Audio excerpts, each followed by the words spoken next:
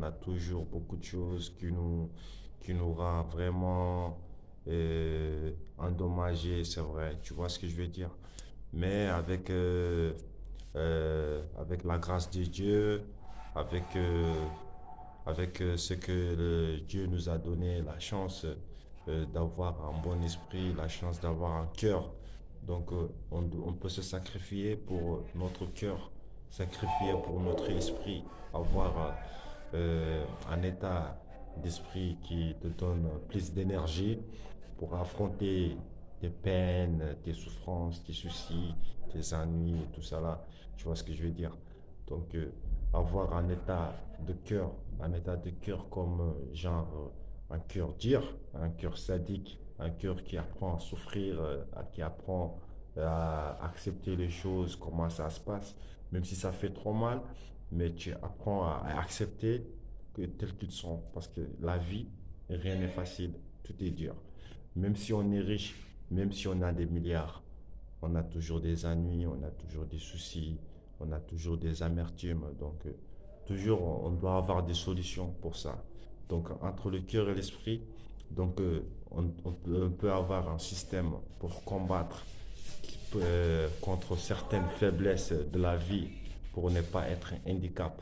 Tu vois ce que je veux dire? Donc, handicap comme quoi, par exemple, tu peux être quelqu'un de complet, tu as un esprit complet, tu es avec les gens, mais tu as un problème de vivre, un problème de responsabilité, un problème d'être indépendant pour soi-même. Tu vois ce que je veux dire? Donc, tu peux aussi avoir plus que ça. Au moins, tu peux être un soldat et tu peux être quelqu'un qui peut se combattre plus, avoir plus de l'énergie pour être toi-même, être le maître de ce que tu fais ou ce que tu veux devenir. Ça peut être. Donc, on a cette chance. C'est la créature, c'est la nature, c'est Dieu qui nous l'a fait.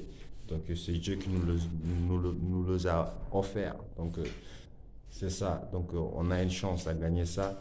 C'est un conseil pour les frères, à tout le monde, pour celui qui se sent mal, ou qui a des soucis ou des amertumes ou des ennuis, qui n'arrive pas à les soigner. Donc, avec cette manière de réfléchir ou agir ou réagir, ça peut t'aider à être un homme ou un vrai soldat ou un guerrier. Donc, un guerrier doit toujours souffrir.